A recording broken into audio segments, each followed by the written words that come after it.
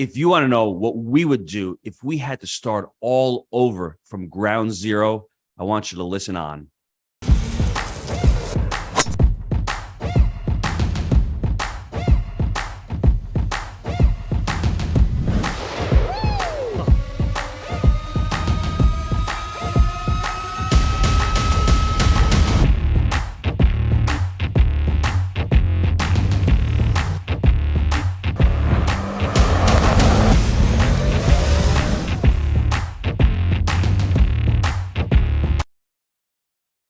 Hello, everybody. Jake and Gino here, and today we are discussing what Gino would do if he had to do it all over again, if he had to start from scratch in today's market. Gang, we started hunting deals in 2011. The market was very different.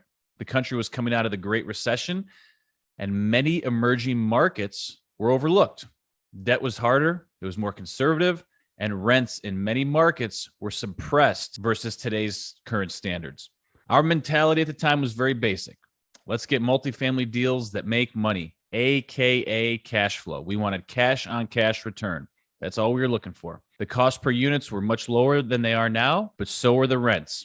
Our second deal, the rents were $350 per unit. So, folks, this stuff is all relative. I know the old adage, the best time to always buy was 5 years ago. Well, hey, the best time to buy is now. It's time to get educated, folks. That's what it's all about. So, G-Daddy, if you were starting all over today, but possessed the knowledge that you have now, how would you attack starting a multifamily investing company? First thing that I would do is I would start crying right now and It's a lot of work, right? Sit in the corner and just say to myself, what happened? Show me the fetal position for the folks on YouTube.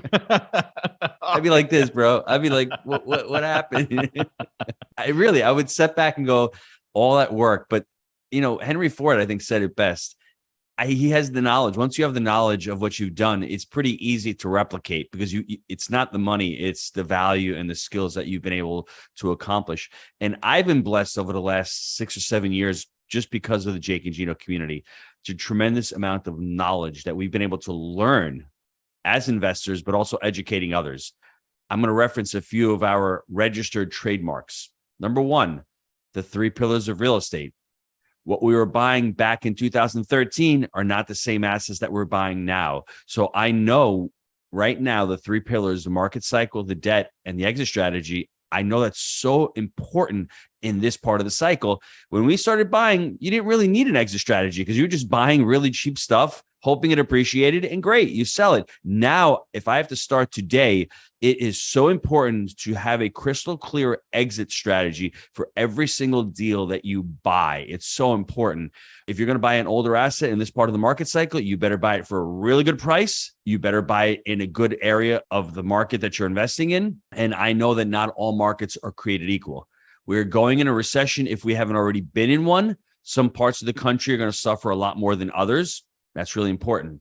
I think the other thing that I would do is invest in decades and think about the long-termism. I had a long-term outlook years ago, but I was looking for that cash flow deal day one. Now in this part of the market cycle, I know that cash flow is going to be put off. Listen, we bought a deal in end of 2021. It's a 25-unit deal. We bought it and it was not cash flowing. But we were buying boxes, basically. We were renovating those boxes, and in another couple of months, that will be a cash monster. So I am buying for pro forma. I know that what I'm going into, what it's going to cost me, I know what budget requirements I need, and I know after 12 months, I will have those rents up to where they're supposed to be, that NOI up to where it's supposed to be. So buying deals back in 2013, we weren't buying them at that point. Now, the market is a cycle. It will go back to 2013. People have short-term memories, so I will know where to buy. So that part of the market cycle and the 3 pillars of real estate is truly important. I think the other thing that Jake and I really came up, and Bill Ham created this, it's the conveyor belt.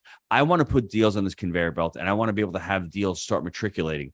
I would, if I'm starting over from scratch, let me put on these duplexes, these quads, 10 units, whatever deal makes total sense, knowing that I can get that equity and pull that equity out and repurpose it and to get into bigger deals. I still want to continue to refine roll. That to me is very important. I think the other thing is if I'm starting back from scratch, I didn't understand the value of looking at these assets as an entrepreneur. At Jake and Gino, we create multifamily entrepreneurs. And on November 5th and 6th, we are having the financial vacation for smart people. We're having people come together in Orlando at our live event. There's going to be over 1,000 multifamily investors there. For me starting over, I need to get into as many of those rooms as possible. I wasn't doing that early on. It stalled Jake and myself. We didn't have enough personal growth. We didn't have enough attachment to other investors. We weren't raising enough capital early on. And that's what I would do. Go to these events.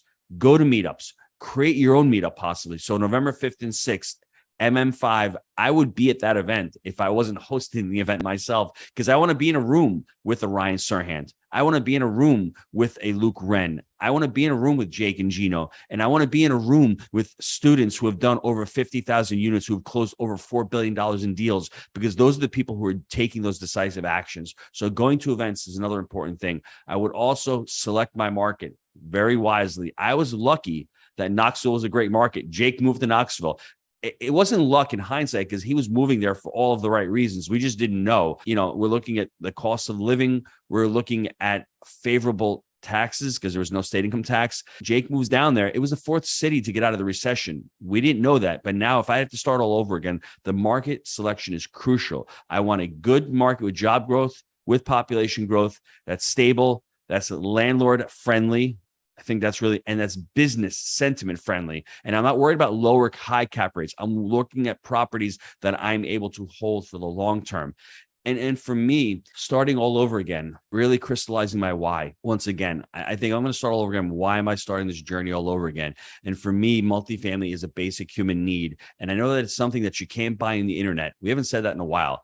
But you can't go on Amazon and go, oh, I need an apartment. You still need to go out and buy an apartment. And knowing the demographics and the way that people are renting, it's becoming much more favorable.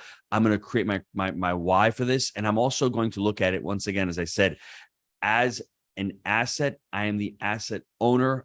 I am the one who's creating a business. And we didn't do that early on. We looked at it as just buying a couple of deals and putting them together. So I have that benefit now, knowing that this is really a multifamily entrepreneurial venture and looking at it from the perspective of trying to scale my operations and to try to put those systems in there. It's all about people, systems, and culture, those three things. And I didn't know that early on. So I'd be starting not from ground zero. I'd be starting from, I have a base level of knowledge that I've been able to accumulate over the last 10 years. And I think it'll take me a lot quicker to get to 1,500 units than it did 5 or 7 or 8, 9 years ago, however long ago we started, because I have that knowledge. I'm just buying different assets. They may cost me more money. The price may be higher, but I'm looking for assets that have that same amount of value that I bought several years ago. Mentioned something very interesting. He was talking about market cycles. Inflation plays a part in that. $60K per door is the new $30K per door. Put that in your pipe and smoke it. All right. Because everyone's like, Gino mentioned, when we go back to this part of the cycle, you are going to go back to a lower time, but the prices are not going to be equal. That's the thing you got to understand.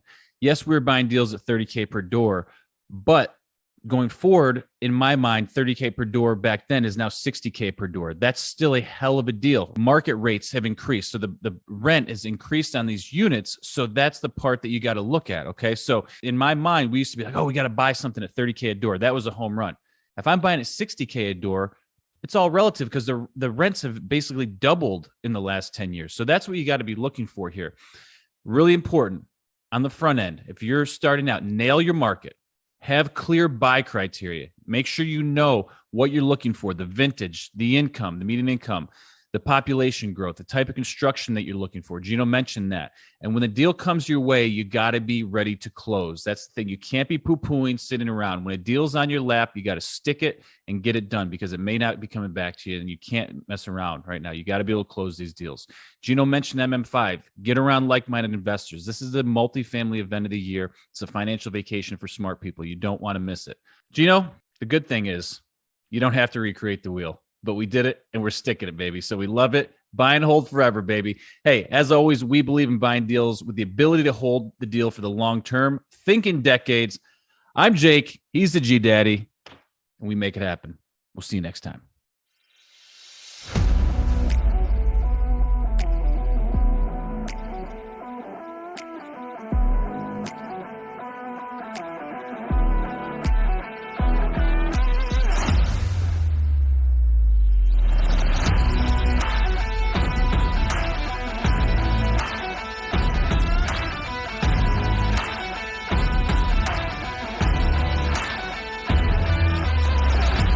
you are looking to get involved in multifamily, this is where you need to be. The team you've built is incredible. There is no egos here. Everyone is always looking to help the other person.